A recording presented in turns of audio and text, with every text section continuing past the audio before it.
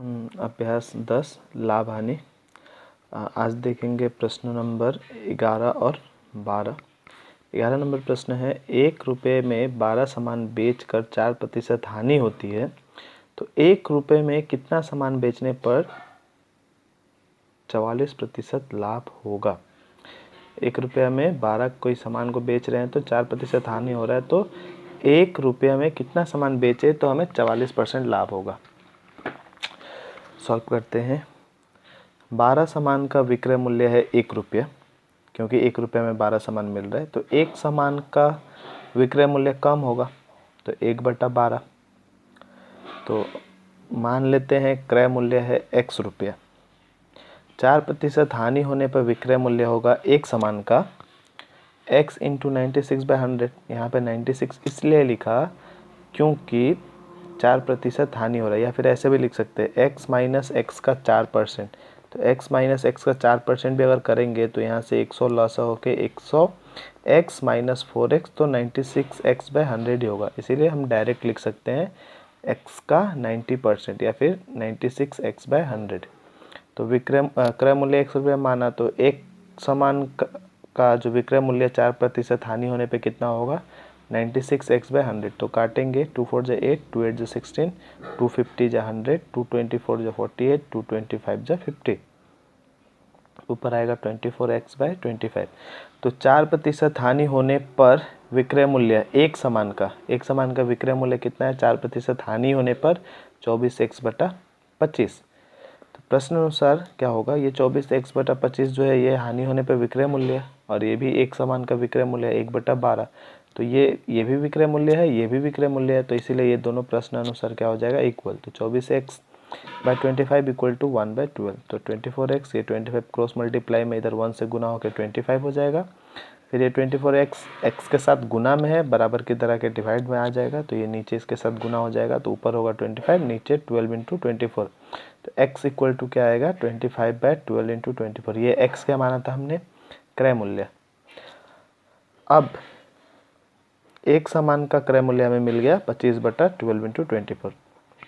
44% लाभ होने पर प्रश्न में बोला गया है लाभ कितना हो रहा है 44 रुपया। तो 44%। तो 44% लाभ होने पर 1 रुपया में कितना सामान बिक्री करना है वो निकालेंगे। तो 44% लाभ होने पर विक्रय मूल्य होगा 25, ये जो क्रय मूल्य पे ही तो हम लाभ निकालेंगे ना, लाभ का प्रतिशत। तो 25/12 × 24 × 144%। 144% क्यों किया, क्योंकि 44% लाभ हो रहा है। जैसे हमने हानि में 96 किया था क्योंकि 4% हानि हो रहा था, यहाँ 44% लाभ हो रहा है, इसलिए 144% निकालेंगे क्रय मूल्य का। तो प्रतिशत हटेगा तो नीचे 100 आएगा, उसके बाद काटेंगे। 25 1 जा 25, 25 4 जा 100, 12 1 जा 12, 12 × 12 हो गया 144, फिर 4 3 जा 12, 4 1 जा 4, 3 1 जा 3, 3 8 जा 24। तो 1/8 रुपया एक सामान। 44% लाभ होने पर एक सामान का विक्रय मूल्य है 1/8 रुपया। तो 1/8 रुपये विक्रय मूल्य है एक सामान का, तो 1 रुपये विक्रय मूल्य होगा 1/8। तो ये सबसे नीचे वाला ऊपर जाएगा, तो 1 × 8/1 इक्वल टू 8 रुपया। अर्थात 1 रुपये में कितना सामान हमें बेचना पड़ेगा 8 सामान। 1 रुपये में हमें कितना, देखो एक सामान हम बिक्री कर रहे थे 1/8 रुपये में, तो 1 रुपये में हमें कितना सामान बिक्री करना पड़ेगा 8 सामान। तो हमें कितना परसेंट लाभ होगा 44%। तो अतः 1 रुपये में 8 सामान बेचने पर 44% लाभ होगा। नेक्स्ट प्रश्न है 12 नंबर। रमा बुआ ने 2 साड़ियाँ तैयार करके एक को 15% तथा दूसरे को 20% लाभ पर बेचा तथा उनका कुल लाभ 262 रुपया 50 पैसे है। तो साड़ियों का उत्पादन व्यय का अनुपात दिया है 1:3। मतलब वो जो साड़ी बना रहे हैं उनमें खर्च हो रहा है, पहली साड़ी में अगर 1 हो रहा है तो दूसरी साड़ी में 3 अनुपात के रूप में। तो इसको भी सॉल्व करते हैं हम। तो दोनों साड़ियों का उत्पादन व्यय का अनुपात, उत्पादन व्यय मतलब खर्च, एक साड़ी का खर्च 1 है और दूसरा का कितना है 3 अनुपात में। तो हम मान लेते हैं, माना पहला साड़ी का उत्पादन खर्च या उत्पादन व्यय 100 रुपया, तथा दूसरा साड़ी का उत्पादन व्यय 3x। ये 3 कहाँ से आया, क्योंकि अनुपात 1 और 3 का था, तो 1 से x को गुना करेंगे तो 1, 3 से x को गुना करेंगे तो 3, तो x इज टू 3x या फिर x और 3x। पहला साड़ी का उत्पादन में खर्च होता है x रुपया, दूसरा साड़ी का उत्पादन में खर्च होता है 3x।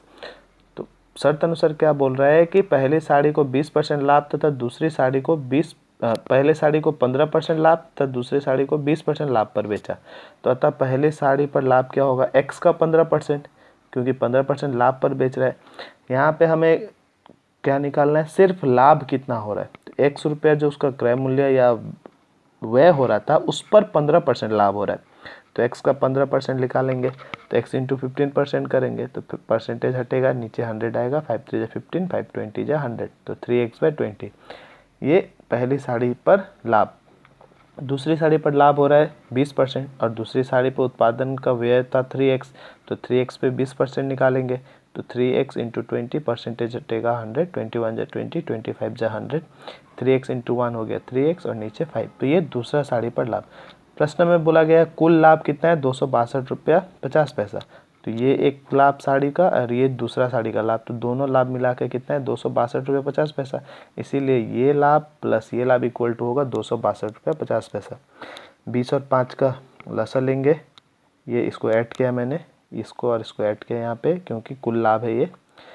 तो लसा लेंगे 20 और 5 का 20 होगा, तो 3x, क्योंकि 20 से 20 को भाग देंगे एक बार में जाएगा तो 3x से 1 गुना होगा, प्लस 5 से 20 को भाग देंगे 4 बार में जाएगा, तो 4 से ये 3x से 4 मल्टीप्लाई होगा तो 12x इक्वल टू 262.50। यहाँ से पॉइंट ये अगर हटा देंगे तो 100 आएगा नीचे, ये 0 से ये 0 कटेगा, ये 0 से ये 0, तो 3x प्लस 12x हो गया 15x इक्वल टू 2 इंटू 2625 ये, तो x इक्वल टू ये 15x के साथ गुना था, इधर आके डिवाइड हो जाएगा, तो 2 इंटू 2625/15, 5 से काटेंगे, 5 3 15, 5 5 25, 5 2 10, यहाँ पे 12 बचेगा, 5 2 10, फिर यहाँ पे 2 और 5, फिर 5 5 25, 3 1 3, फिर 3 1 3, यहाँ पे 22 बचेगा, क्योंकि 5 में से 3 जाएगा तो 2, 2 और 2 22, तो 3 7 21, 1 बचेगा, 1 5 15, 3 5 15, ये 3 से कट जाएगा 175, और इधर सामने है 2, तो 2 गुना 175 x का मान अर्थात